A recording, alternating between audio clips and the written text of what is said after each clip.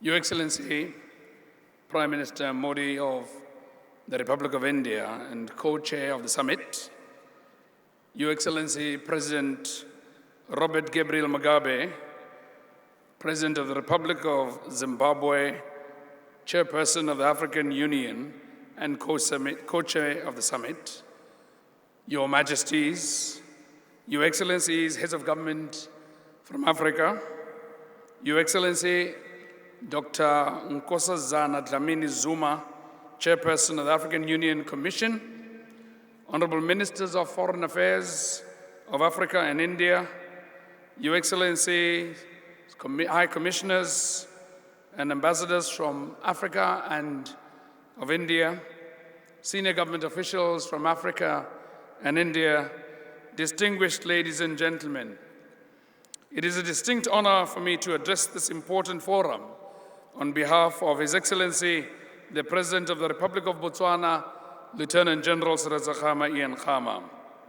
Allow me to take this opportunity, Your Excellency, to express on behalf of my delegation my deepest gratitude to you and the government and people of the Republic of India for the warm reception and generous hospitality extended to us since our arrival in this truly incredible and beautiful India. Your Majesties, Excellencies, ladies and gentlemen, the third Africa-India Forum Summit theme, Partners in Progress Towards a Dynamic and Transformative Development Agenda, is timely and appropriate as it speaks directly to the continent's Agenda 2063, which was developed with a transformative development agenda in mind in order to achieve the continent's vision of a united and prosperous Africa.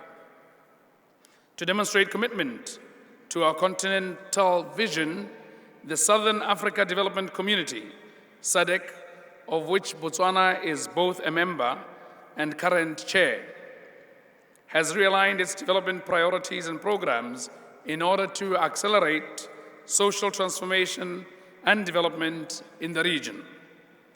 The realigned priorities are outlined in the revised Regional Indicative Strategic Development Plan 2015-2020 and covers industrial development and market integration, infrastructure in support of regional integration, peace and security, and special programs of regional dimension. In our realignment of priorities, industrialization is placed at the center stage. To this end, the SADC Summit in April 2015 approved the SADC Industrialization Strategy and Roadmap 2015 to 2063, which seeks to accelerate industrialization through economic and technological transformation at national and regional levels through beneficiation and value addition to the region's abundant natural resources.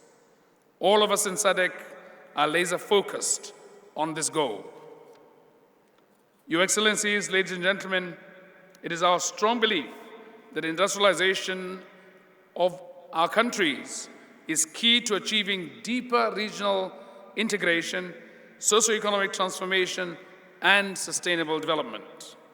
It is therefore our hope in the region that we will, through this important forum, renew cooperation and continue to work closely with the Government of India to achieve the intended objectives of our industrialization strategy.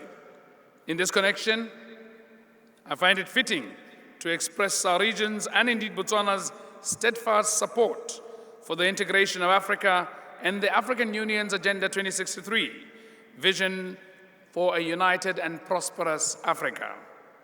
Similarly, the emphasis of the Forum Summit on speeding up industrialization, development of infrastructure, acquisition of advanced technological capacities, development of human resource, and peace and security are most welcome, as they are in line with the aspirations outlined in Agenda 2063 and the SADC Strategic Development Plan.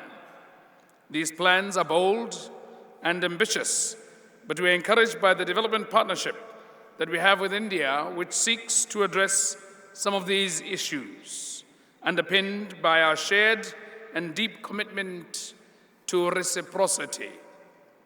Majesties, Your Excellencies, ladies and gentlemen, as you may be aware, climate change has become one of the greatest environmental challenges the world is facing, and a very serious threat to human survival.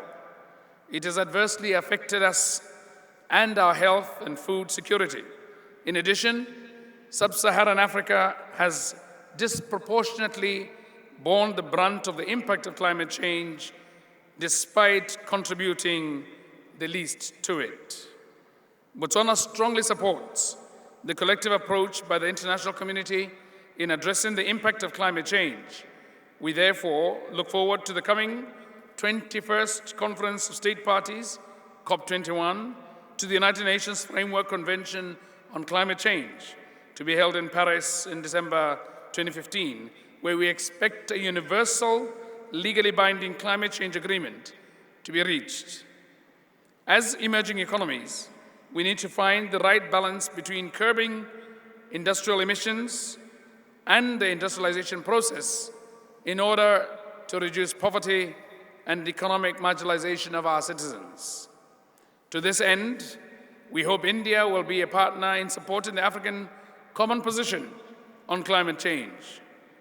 Beyond the financial support, it will also be critical for technological cooperation, which promotes the development, the transfer, and dissemination of clean, environmentally sound technologies. Majesties, Your Excellencies, ladies and gentlemen, peace and security are the cornerstone of sustainable economic development.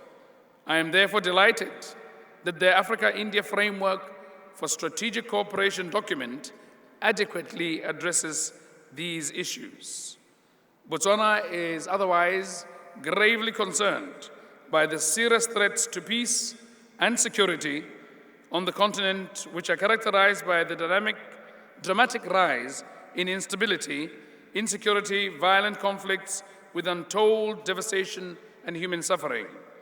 Terrorism and extremism by various groups in Africa have also been on the rise, thus threatening the livelihood of citizens, including governments across the continent. In this regard, we must urgently renew our efforts towards effective implementation of the African peace and security architecture and the AU counterterrorism framework. We therefore look forward to collaborating with India to address this very threat. We believe that inclusive governance, democracy, respect for human rights, and the rule of law should fundamentally form the bedrock for sustainable development efforts. Education, ladies and gentlemen, and capacity building are the critical areas of skill development required to uplift our societies from poverty. Africa continues to engage more with India through scholarships provided by the India Council for Cultural Relations.